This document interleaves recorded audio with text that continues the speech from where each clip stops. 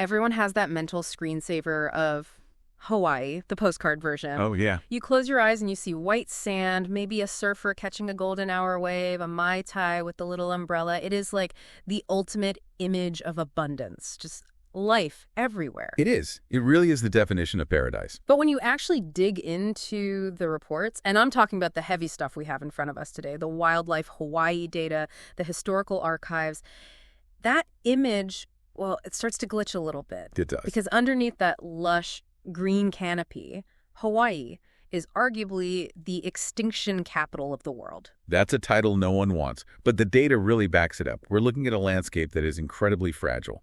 You have 64 endangered animal species and a staggering 338 endangered plant species crammed into this tiny archipelago. Wow. It's an ecosystem under immense pressure. And that is the tension we're exploring today. We're doing a deep dive into the edge of extinction and specifically the pullback from the brink. We're tracking the comeback story of the Hanu, the green sea turtle. And honestly, reading through these sources, this isn't just a nature documentary script. Not at all. This is a story about biology, sure, but it's also about economics, high-end culinary fashion, and a hurricane that literally wiped an island off the map. It's a comeback story, but it's a complicated one. Yeah. We have to look at how we almost ate them into oblivion and, how they're navigating a world that's changing faster than they can swim. So let's get into it. But before we get to the turtle, I think we need to set the stakes. Good idea. Because endangered is a word we hear so often it kind of loses its punch. When we say Hawaii's wildlife is in trouble, how bad did it actually get? It got to the point of functional extinction for some icons. I mean, if you look at the Hawaiian goose, that is the classic cautionary tale. Right, the nen, this is the bird you see on the road signs now. Exactly. Historically, we're looking at a population of about 20,000 birds. They were everywhere. But you introduce the usual suspects of colonization, habitat loss, hunting, and crucially introduce predators like mongooses, rats, and feral cats that these birds just didn't evolve to fight, and the bottom falls out. And it falls out fast. By 1918, that population of 20,000 had crashed. And this is the number that stuck out to me in the research. It didn't just drop to 1,000. No. It dropped to 30. 30 individual birds. That is terrifying. 30 birds is a bad afternoon away from total extinction. A storm, a virus, a couple of hungry predators, and the species is just gone. It was hanging by a thread. Yeah. But this is where the resilience and human intervention comes in. Right. It took a massive effort. Intensive breeding programs, aggressive predator control, protecting every inch of habitat. Mm-hmm. But they turned the tide. By 1980, they were up to 400. By 2003, nearly 1,300. It proves that the point of no return is further out than we think if we're willing to do the work. Yes. We saw the same thing with the humpback whale, the kahola. A similar trajectory, but on an industrial scale. You had 200,000 whales globally. Commercial whaling in the early 1900s treated them like swimming oil barrels. Unbelievable. By 1966, when the ban finally hit, we were down to maybe 1,000 whales in the North Pacific. From 200,000 to 1,000, it really highlights how efficient humans are at extraction. We are very good at clearing the shelves. We are, but again, the ban worked. By 1992, the population rebounded to about 8,000. It's not the original number, but it's a viable, healthy population. So we have the goose and the whale as proof of concept. Extinction isn't inevitable. Exactly. Now let's pivot to the main event, the honu, the green sea turtle. I think most people have seen photos of them maybe snorkeling or resting on a beach. But tell us about the creature itself, what makes them tick. The honu is interesting because it sits right at the intersection of land and sea and culture. Biologically, they're the lawnmowers of the reef. They're primarily herbivores, grazing on seagrass and limu. Limu being the Hawaiian word for algae or seaweed, which, if you're a fan of poke, you know is delicious. Exactly. And that's a key point. Humans and honu have been competing for and sharing the same food source for centuries. We both hang out in the shallows looking for the good seaweed. But the honu doesn't just stay in the shallows. This was the part of the research that blew my mind, the Great Migration. Oh, yeah. I think most people assume the turtle they see snorkeling in Maui just lives there. Like, that's his neighborhood. That is the common misconception. The main islands, Oahu, Maui, Kauai, those are the feeding grounds. Okay. It's the cafeteria. Okay. But when it's time to reproduce, they don't just lay eggs on the nearest convenient beach. They have this biological imperative to return to where they were born. And for 90% of Hawaii's green turtles, that means heading to the French frigate shoals. And this isn't a day trip. Not even close. It's a 1,200-mile round trip. 1,200 miles. That's like walking from New York to Florida just to have a baby. And doing it without GPS, purely on instinct and magnetic fields. Yeah.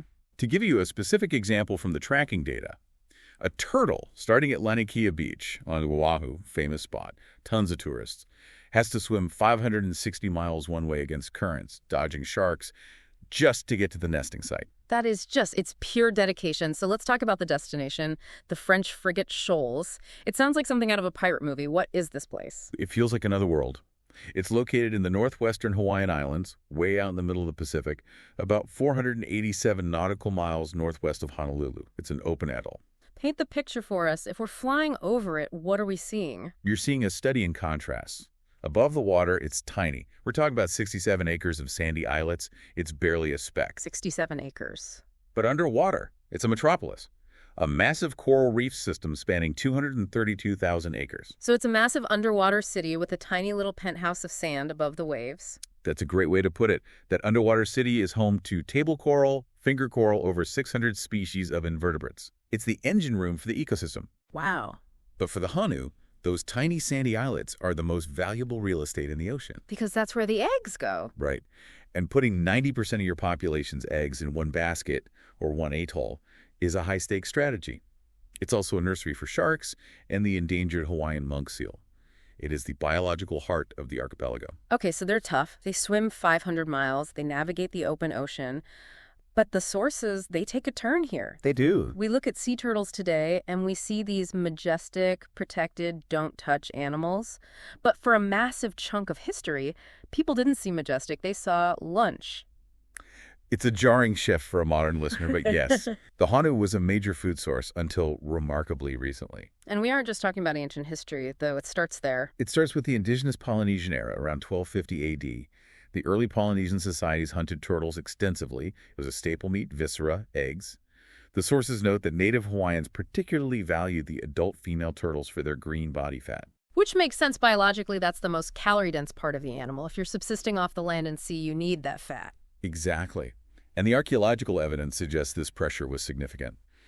The nesting sites on the main islands, where we live and vacation today, were likely wiped out centuries ago. Really? The turtles we see nesting on Oahu now, that's a very recent recolonization. Then you get the European contact, the maritime era, and the turtle goes from being a cultural staple to, well, survival ration. That's the dark practicality of the age of sail.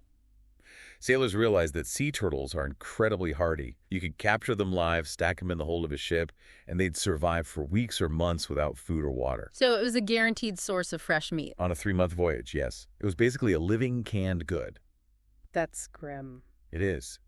But then the story shifts again. And this is the part that really surprised me. It goes from survival food to high society luxury. The Hoboken Turtle Club. I thought that was a typo in the notes, or maybe a joke. It was a real place, founded in 1796. This wasn't a dive bar. This was the height of sophistication. We're talking about the 19th and early 20th century. Okay. Politicians, literary giants, the celebrities of the day would gather to eat green sea turtle soup. It was a lobster of its time, but even more exclusive. So you have guys in top hats and tails signaling their status by eating this specific endangered reptile. Precisely. But capitalism does what capitalism does. It democratized the luxury. Of course. As the middle class grew, they wanted to eat like the rich. So you started seeing canned turtle soup. You even had mock turtle soup for those who couldn't afford the real thing. But the demand for the real meat skyrocketed. And Hawaii was feeding this demand. Big time. The commercial records between 1948 and 1974 show over 90,000 kilograms of turtle were reported caught in Hawaii. 90,000 kilos, and that's just what was reported. Right. The illegal or unreported catch was likely much, much higher. You have to understand the economic incentive.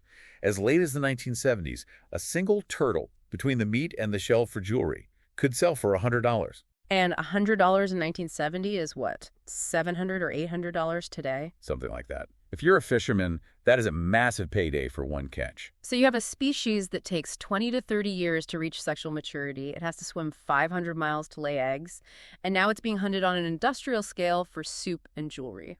The math just doesn't work. No. The math was catastrophic. Huh. We talked about the Nini dropping to 30 birds. Well, by 1973, the number of nesting female turtles at French frigate shoals had dropped to just 75. 75, from a population that probably numbered in the tens of thousands historically. They were right on the cliff edge. 1973 was the wake-up call. But the real turning point, the moment the game changed, was 1978.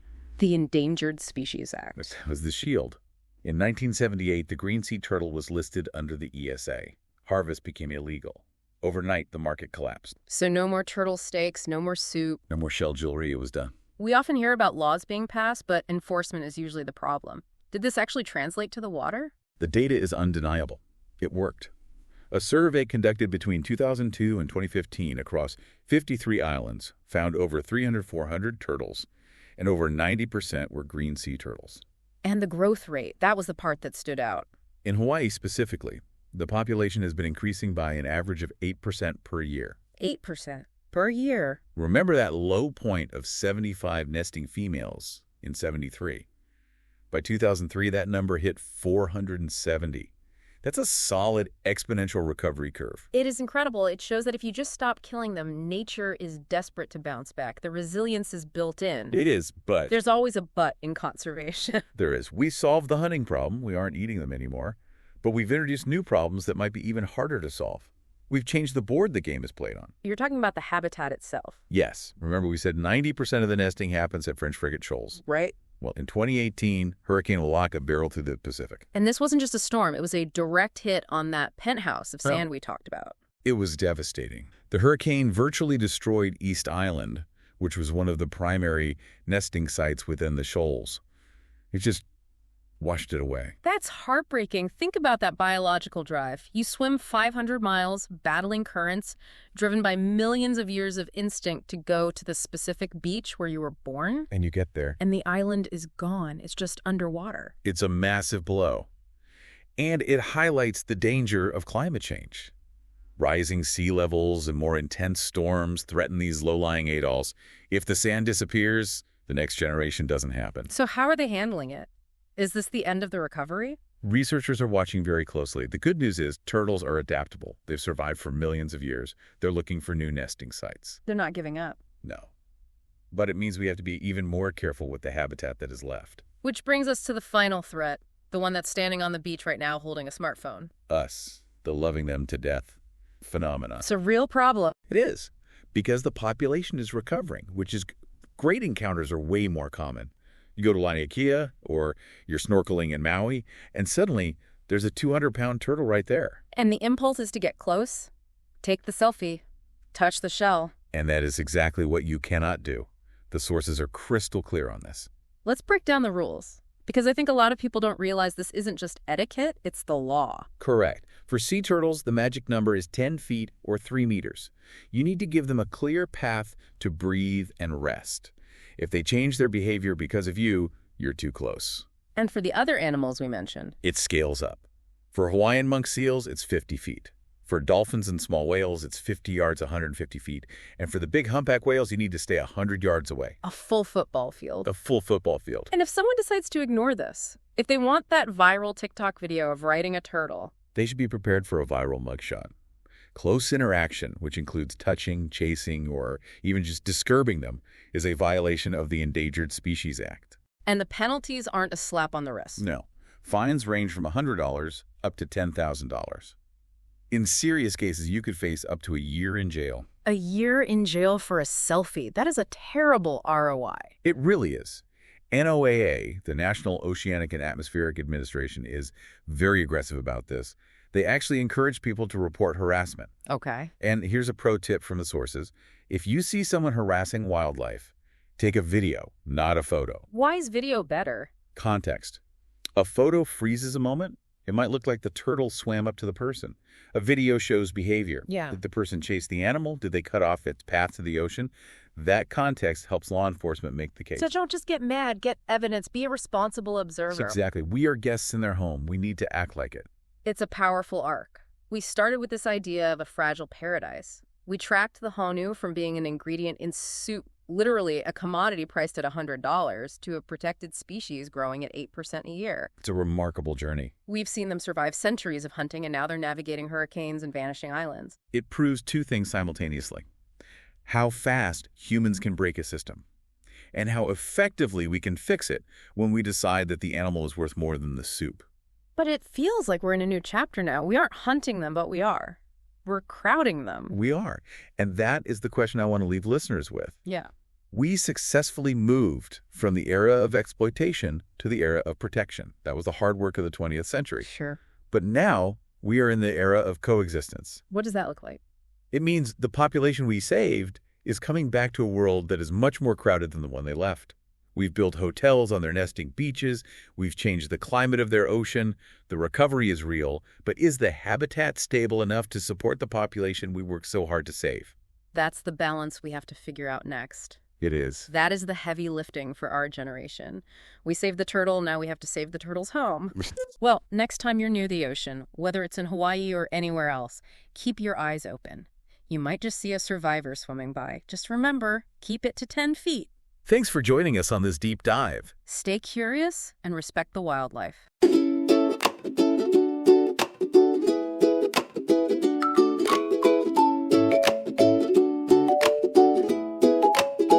Thanks for listening to today's deep dive. I hope you found these insights as fascinating as I did.